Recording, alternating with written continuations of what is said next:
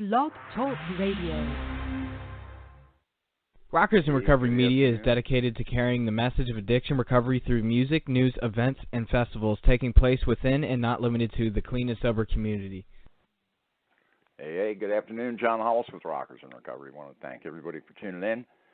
We got a great show in store for you. Hey, you know, we were on our way up to Nashville last week, getting ready for the event that we're going to be doing on the 27th up in Nashville.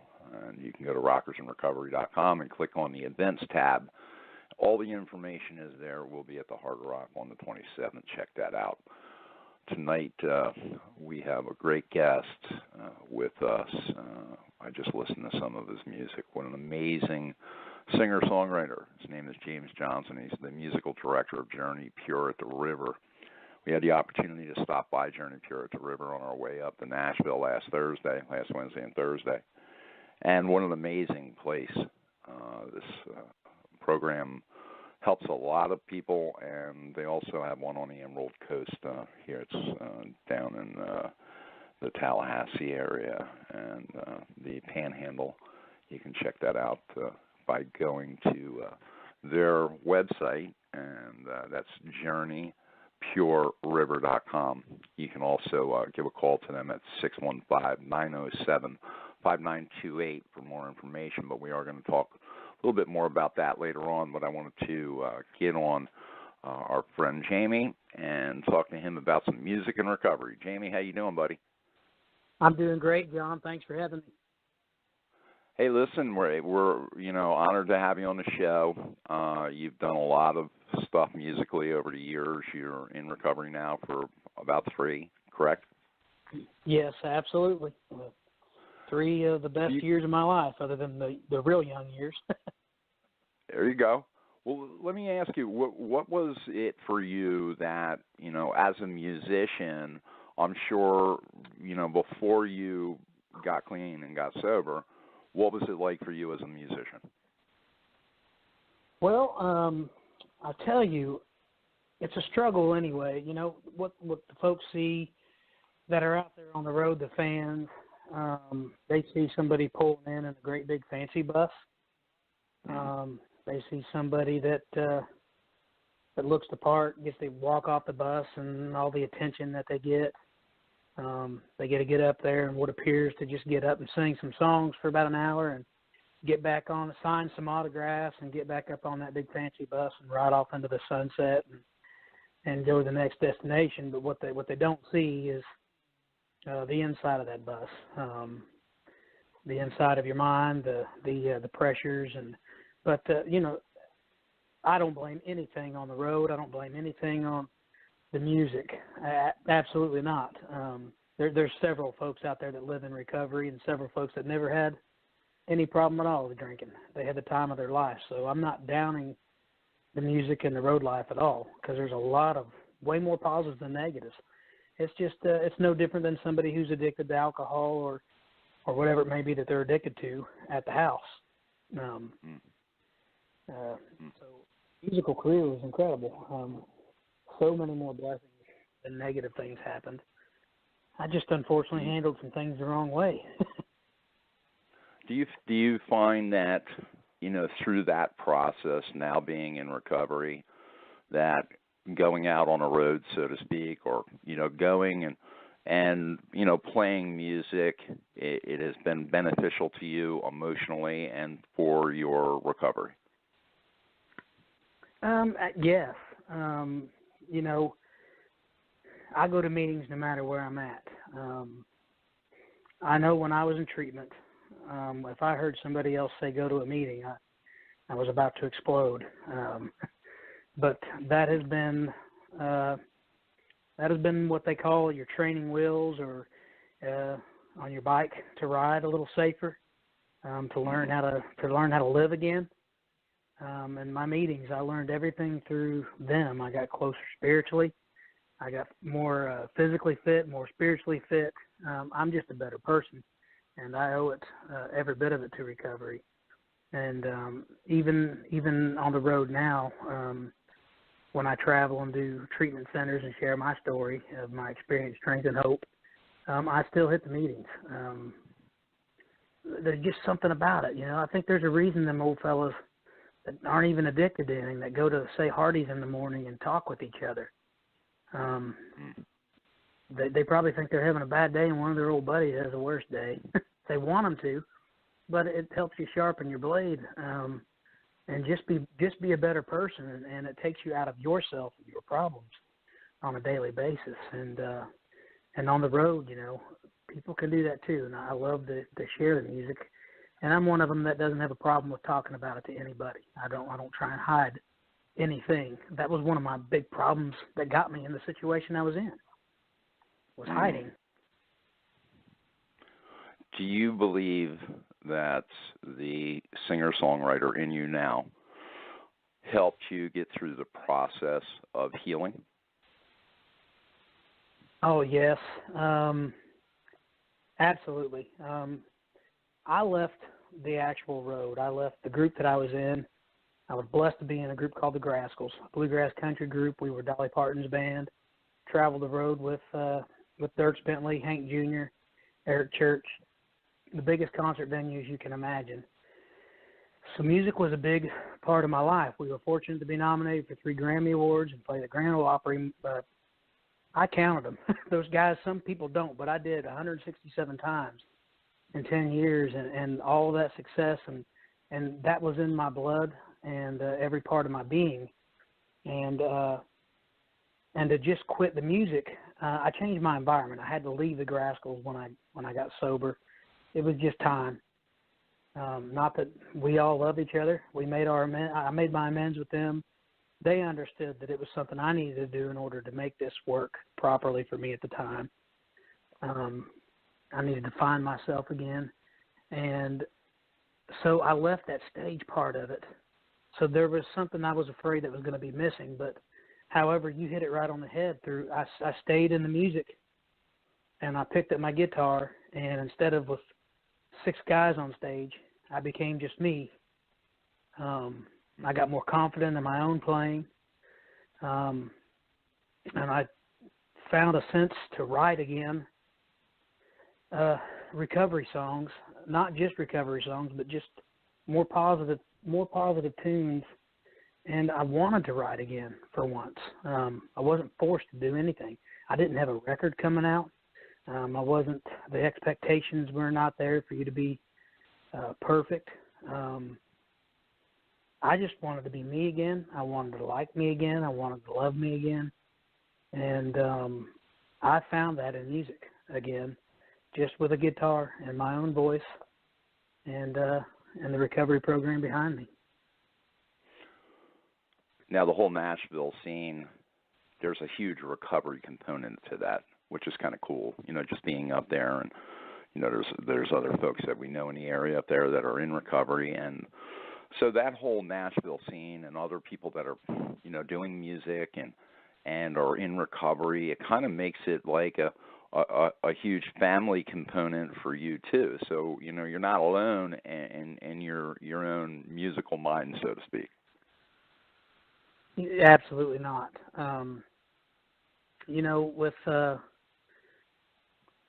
With all of the friends that I've had that have been down the same path, but I know others that aren't in the music business as well that suffer from it, of course. But the music community is kind of like a small town. We all know each other. It might be a great big old world out there, but you come back to Nashville, we all have the same circle of friends somehow, and we intertwine. And but programs like Music Cares, meetings, you walk into meetings, you never know who you're going to see. And they're usually for music, and we all recognize. And it's awesome that a program can be there for you to utilize, because not only has it kept me sober, which is the ultimate goal from the beginning, is just to stay sober, because nothing else is going to work or fix or heal if you can't stay sober, and that helps you do that. And it helps you help your brother in music. And what it does, in my opinion, it just makes us all better people. I know I'm a whole lot better person than I ever was before everything started to fall. I smell better. Of course, I take showers now, right? But I can. What I'm saying is my sense of smell is better. My taste buds are better. I'm just sharper. I hear better. I see clearer. It's like, my grand sponsor says, it's like wearing 3D glasses. Everything, the little things are the big things. You just appreciate the little things so much more than I ever did before. Going on that, it's the Music Cares thing. You brought it up earlier. Music Cares actually helped you get into treatment. Is that correct? Yes, they did.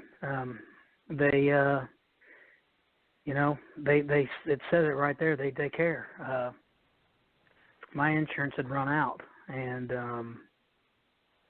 when I made that phone call, when somebody's ready like that, I know so many people that have been ready and didn't have the chance to get in somewhere, and I'm one of the ones that was gifted with this program. They got me into treatment, got me into a safe place, and I've called them on several occasions just to hear her voice again, the young lady that approved my admittance into getting there, and that they would take care of me, take care of my part of the bill, so that part wasn't weighing heavy on my mind. I could just focus on my recovery, and I owe that to Music Cares. I owe my recovery to a lot of different steps that took place, but had they not approved it and I had not gotten that door, I'm not sure what would have happened to Jamie Johnson. Wow. So I'm indebted to them, and so thankful for the program. Music Cares, and I'm one of the few lucky ones. I succeeded so far. It's a beautiful thing. By the grace of God, one day at a time. You can Amen. Check out it's Grammys. It's www.grammy.com/musiccares/programs. And Music Cares has been around a long time, helping a lot of people. And when we do this show at the end of the month up in Nashville, we're going to be doing $20, suggested donation at the door, $20. And all of those proceeds go to Music Cares to support their efforts.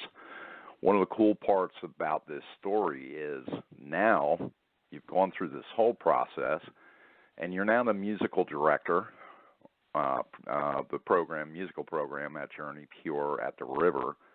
And through that process, you get to now help people kind of put their feelings down on paper and turn them into music, correct? Yeah, it's a pretty amazing concept. Very simple, because music heals, in my opinion, period, anyway. It's just, I don't know, some of my fondest memories. I can hear a song on the radio and take me back to riding a bicycle, or my first girlfriend, or the first dance, or the football game on Friday night. Music just does that, and it's in your soul, and it moves you. And what I do, I call it my reverse country song, where you get all your stuff back. I go in there with the guys that are in the clients, the patients in treatment, and I let them know that I was right in the same seats they were just a few years ago, and I get what they're feeling. So, and I get that some things are repetitive, but what we're going to do today is how I explain it. And literally, we just did it today. We just wrote a couple songs today. We choose from 3 sections of recovery words, one being your past. We start off the beginning of the song a little bit dark, where we were. How did we get here, basically? The lonely words, the alones, the brokens, the lies, the highs, not being high as in a spiritual high, the highs. And then we do, our middle section is action words. How are we going to get out of that dark place?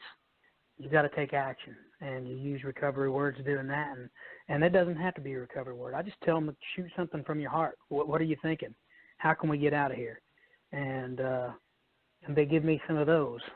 One would be getting help, listen, forgiveness, the different things like that you do to work on yourself. And then the last section is the good part. Where do we want to be when we're walking out? And we got some treatment under our belt, some days, 30 days, whatever, 60 days of sobriety. Where do we want to be when we're a healthy me again? And a lot of them say, I just want to be okay. I don't want to be the millionaire or anything like that. I just want to be okay. I want to be loved. I want to be trusted. I want to be forgiven in time. I want to be patient. And it's a pretty amazing how we form the tunes, and it gives them a little self-confidence, little sense of accomplishment, and they get to take them home with them. And hopefully someday down the road, they'll be driving down the road and they can plug in that song that we did together, and they can look back and remember with a smile and know that they made it. And hopefully that'll just be a small part of their recovery. I love it, man. Great stuff. And through that same process that you're now doing with them, you wrote a song called Ready to Love Me Again. So let us know what that process was for you. Ready to Love Me Again is, states itself, but what was it for you that got you to that point? Well, I'll never forget having zero muscle tone left in my legs. I would go on binges of weeks at a time of no communication with anybody. My family had left me. My wife left me with my son, and rightly so. At the time, of course, everybody was wrong with me, right? However, I was laying in a bed with the blinds drawn. Every second I could raise my head or my hand, I was taking another drink to fall back over and feel sorry for myself. And it got to where 14 trips my last year in alcoholism, 14 trips to the emergency room. Wow. I had a pretty thick head, I guess, pretty thick skull. Nobody in the program giving up on me, but yet they took a pause back and check in on me here and there. And I had to crawl to the bathroom because I had no muscle tone in my legs. I kept falling so much. I got in there, and after spending some time in the restroom, not using the restroom, I was vomiting. And I know that's graphic, and I apologize for that, but it's real. I was a sick man, very sick. And I finally turned the light on. I hadn't turned the light on so long. I just looked at myself in the mirror and wanted to see what I looked like. And I'm Native American, and I'm supposed to be a tan color, and that was gone. It was yellow. And I knew I was sick, and I literally looked at myself, talking to God at the same time and myself, and I said, I know you're in there. I know you're in there. I know you've got a good heart. I know you love your little boy. I know you love your mom and dad and your family and your wife. And if you can find a way to like yourself, I think maybe this time you can find a way to love yourself in a non-selfish way without the ego. And just love yourself for being you, for the good person that you are. And I asked God if he would help me do that. I said I'm ready. And I don't remember a whole lot of things in that moment in my life, but I remember that, being ready. And they say they have their moments. Bill says it. Other people say how they have their moments of that knowing something happened, and I knew it. I got on the phone. I called my sponsor. We had trouble getting me in. I called my grand sponsor, who called Music Cares. They got me on a plane that day. And when I got there, I felt like I loved myself again. It happened right then and there. I just forgave myself and said the only way to do it is start from here. There's a reason the windshield's a whole lot bigger than the rearview mirror. And follow the path. And it's worked one day at a time, living in the moment. And there's no rush for anything. Just enjoy it. So I taste it every day. I love it. I love being new to sobriety because this means I'm still young. I'm still learning, and I'm still growing. And I get to plant this seed into my son, and who's now 9. I'm one of the lucky ones. My wife picked me up from treatment. We'd been separated for 15 months trying to get divorced. And for whatever reason, God had different plans, and now thanks to JourneyPure, who trusted me to be with these guys. I was a guy who wasn't even trusted by the judge to drive my son around, even to school. I was a pretty responsible guy at one time, but I lost all of that, all of them rights. I couldn't watch my son alone, and rightly so. It wasn't fair at the time, but it was needed to be done. And now JourneyPure trusts me to go share my story with these guys on a daily basis and write songs and help them on their journey back to themselves again. And hopefully they can love themselves again someday. Amazing stuff. What a great story of inspiration. You can check out Jamie at JourneyPure at theriver.com. You can also call 615-907-5928 and talk to him directly if you have some questions for him. Again, that's 615-907-5928. And Jamie, we're going to play Ready to Love Me Again. Great song. I listened to it this morning several times. Lori and I love it. And we're going to be playing that on the way out. And kind of sums up your whole story. So we it sure does. We appreciate you being on the air. We look forward to meeting you a week from Saturday up to Hard Rock in Nashville. And God bless you for all you're doing and all the people that you're helping, brother. Thank you. It helps me. I promise you that. Thank you. I'll look forward to meeting you. All right. I'll see you there. All right, brother. Thank you. Bye-bye. All right, guys. Here you go. What a human being. Beautiful, beautiful person. Let's check out Ready to Love Me Again. Of course, this is Jamie's song written by Jamie. Ready to Love Me Again. It's unbelievable. I listened to it this morning. You'll love it.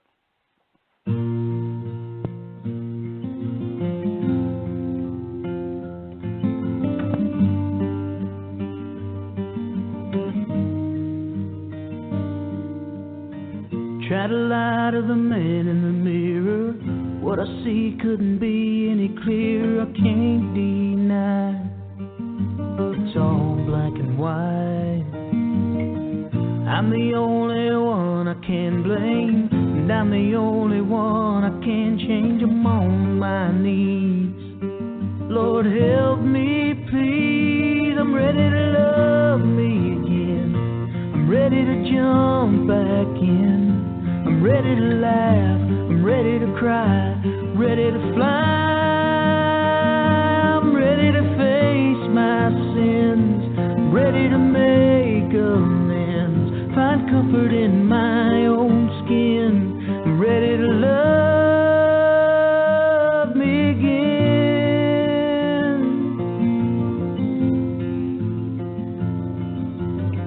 Took me a while to get where I am, on my way to a place where I can leave this hell and forgive myself. I'm ready to love me again. I'm ready to jump back in. I'm ready to laugh, ready to cry, ready to fly.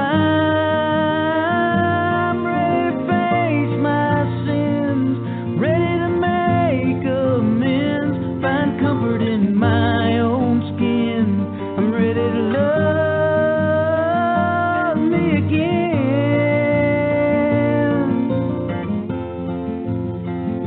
I'm ready to love me.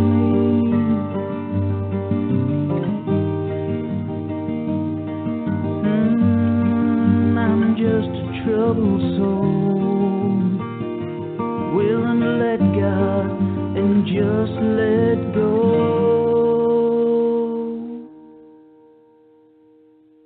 And I'm ready to love me again, ready to jump back in. I'm ready to laugh, ready to cry, I'm ready to fly. I'm ready to face my sins, I'm ready to make amends, find comfort in my own skin. I'm ready to love me again.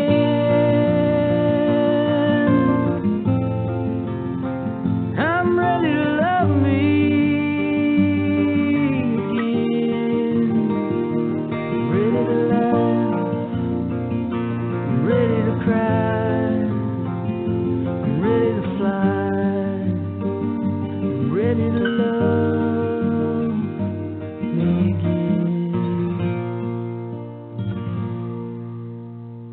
Rockers in Recovery Radio is based on opinion only and is not meant to treat or diagnose any health or mental health issue of any kind. If you feel you need help for any health-related issues, please contact a physician or mental health professional. The opinions expressed by our guests are not necessarily those of Rockers in Recovery.